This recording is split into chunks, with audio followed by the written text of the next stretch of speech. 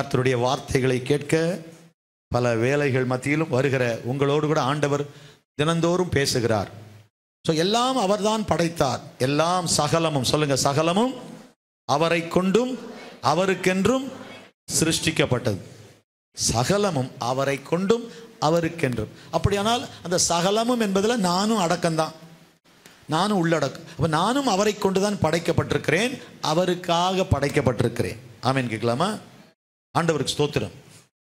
ஆண்டவர் அப்போ எல்லாவற்றையும் படைத்தவர், படைத்ததற்கு ஒரு நோக்கத்தை உடையவராய் இருக்கிறார். படிக்கிறீங்களா? நீதிமொழிகள் 16:4. நீதிமொழிகள் 16:4. இன்னொருவர் ரோமர் 11:36. அதையும் எடுத்து வச்சுங்க. ரோமன்ஸ் 11:36. ரோமர் 11:36 ஒரு வசனம் வச்சுக்கோங்க. நீதிமொழியில் 16:4 படிக்கலாமா? கர்த்தர் சகலத்தையும் தமக்கென்று உண்டாக்கினார். இல்ல, ஆண்டவர் எல்லாத்தையும் அவருக்கென்று உண்டாக்கினார். என்ன, எது வசனம்? நீங்க நீதிமொழிகளா? நீதிமொழிகள் 16:4. கர்த்தர் சகலத்தையும் அவருக்கென்று, தமக்கென்று, எல்லாத்தையும் அவர் படைச்சிருக்கிறார், அவருக்காக படைத்திருக்கார். அதான் கொலோசையர் 1:16. கொலோசையர் 1:16 அதான் சொல்லுது. அந்த கடைசி பெரிய வசனம், அது கடைசி 2 லைன். சகலமும் அவரை கொண்டும் அவருக்கென்றும் சிருஷ்டிக்கப்பட்டது. அதே வசனம் தான் இங்க நீதிமொழிகள் 16:4. கர்த்தர் சகலத்தையும் தமக்கென்று. இன்னொரு வசனம் படிங்க. ரோமர் 11:36. சகலமும் அவராலும் அவர் மூலமாயும். அப்ப 3 வார்த்தை.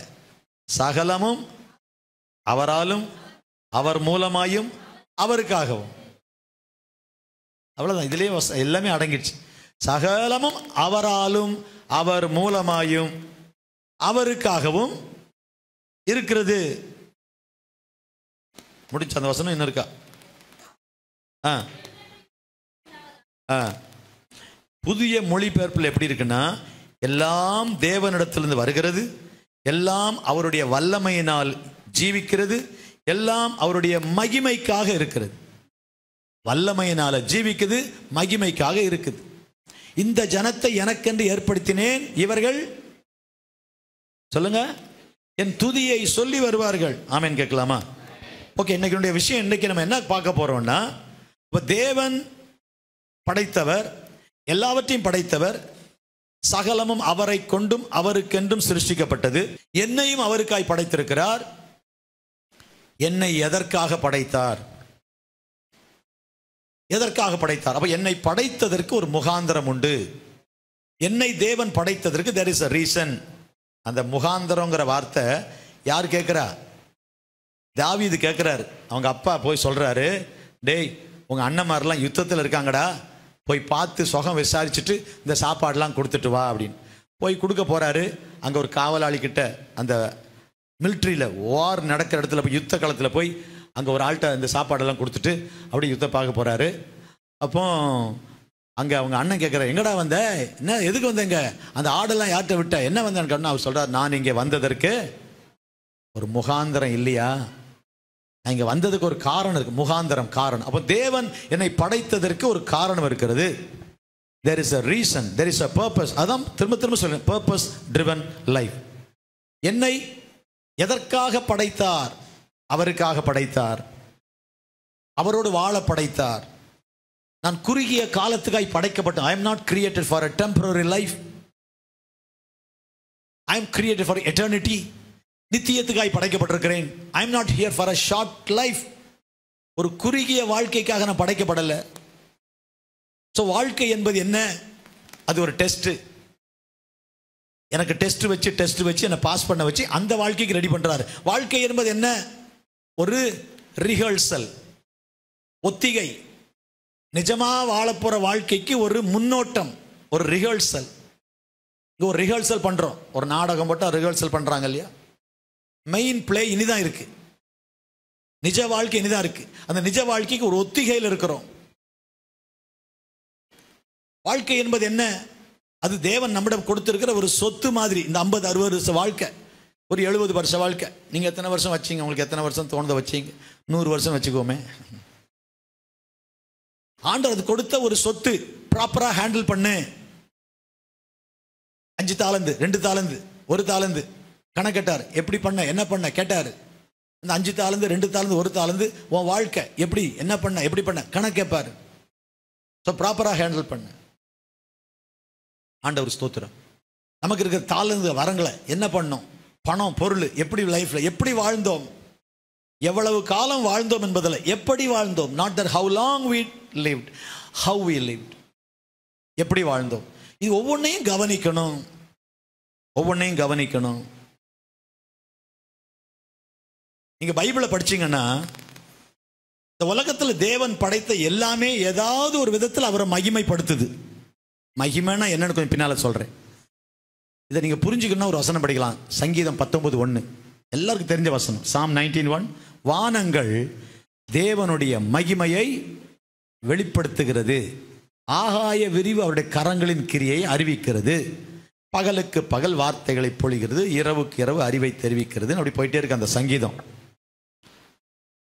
சங்கீதம் 19:1, வானங்கள் தேவனுடைய மகிமையை வெளிப்படுத்துகிறது. ஆக போதும். வானம் எப்படி மகிமையை வெளிப்படுத்துதுங்க? வானமா இருக்கட்டும், இந்த பூமியா இருக்கட்டும், சூரியனா இருக்கட்டும், சந்திரனா இருக்கட்டும். சூரியன் அப்படியே உதிச்சு பிரகாசமா வரும்போது என்ன பிரம்மாண்டமான ஒரு சூரியனா இருக்குல்ல அப்படின்னு சொல்றோம். சூரியன் தன் வேலையை செய்வதனால் தேவனை மகிமைப்படுத்துது. ஆமென் கேட்கலாமா? வானங்கள் பிரம்மாண்டமான அந்த வானத்தை பார்க்கும்போது, ஏ அப்பா எவ்வளவு பிரம்மாண்டமா இந்த வானம் இருக்கு, இது தானா வந்திருக்காது, இதை படைச்ச ஒருத்தர் இருக்கிறாரு. நட்சத்திரங்கள், பிரகாசிக்கு நட்சத்திரங்கள், இதெல்லாம் படைச்ச ஒருத்தர் இருக்கிறார். அது ஒளி கொடுக்குது. பகலை ஆள சூரியனையும், இரவை ஆள சந்திரனையும் நட்சத்திரங்களையும் படைத்தவரை துதியுங்கள். ஒண்ணுமே இல்லாத ஒரு இருட்டில் சந்திரனும் இல்லை, அந்த நட்சத்திரத்தை நீங்க பார்க்கலாம். கரெக்டா? சந்திரன் இல்லாத எத்தனையோ நாளை பார்க்கிறோம், ஆனா நட்சத்திரத்தை பார்க்கலாம். ஒரு இருட்டான ஒரு நாள், ஒண்ணுமே இல்லாத அந்த இடத்துல கொஞ்ச நேரம் கண்ணை மூடிக்கிட்டு மெதுவா நீ கண்ணை திறந்தீங்கன்னா ஒரு வெளிச்சம் தெரியும் இருட்டில். ஒரு அமாவாசை இருட்டுனாலும் ஒரு வெளிச்சம் தெரியும். நட்சத்திரங்கள் அதெல்லாம் அது வேலையை செய்து, அதாவது அந்தந்த வேலையை செய்து, அதுதான் கடவுளுக்கு மகிமையை கொண்டு, கடவுளுக்கு புகழ் கொண்டு வருது. நாம் அப்படி இருக்கிறோமா?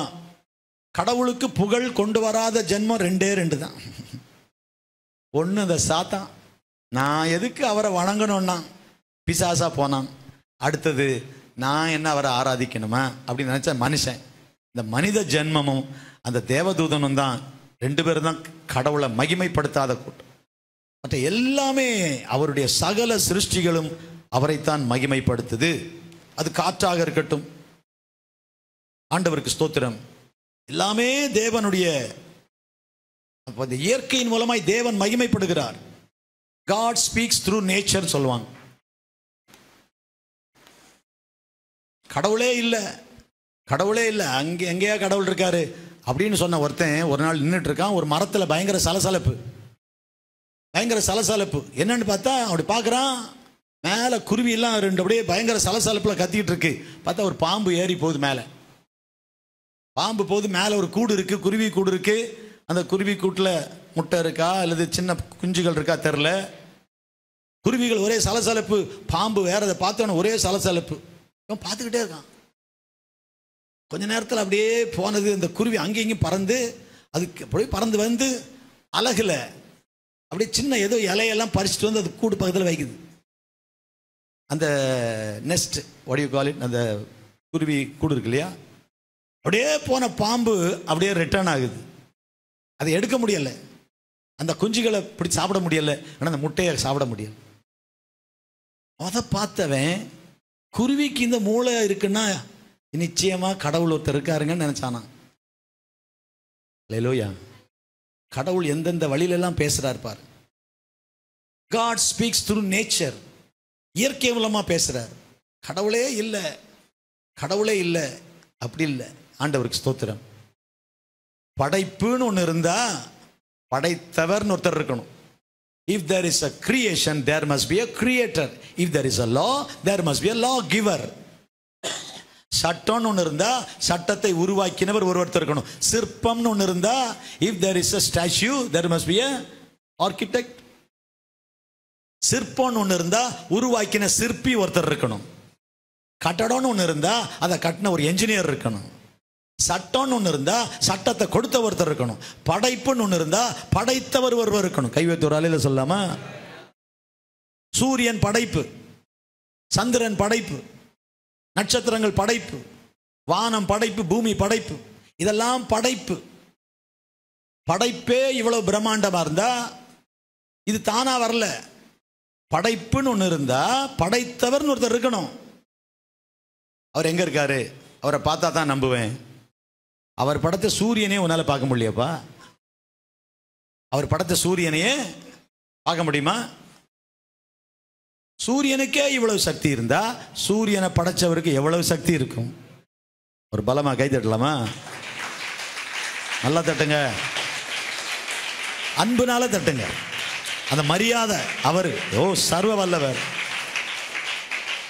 அழகா பாடுறோம்ல, துதிக்கும் கனத்திற்கும் பாத்திரரே, தூயவரே எந்தன் துணையாளரே, துதிக்கும் மகிமைக்கும், வருதால் அந்த வார்த்தை, மகிமைக்கும் பாத்திரரே, மகிமையே எந்தன் மணவாளர். துதிக்கும் கனத்திற்கும் பாத்திரர். is worthy of our praise and he has created us for his glory.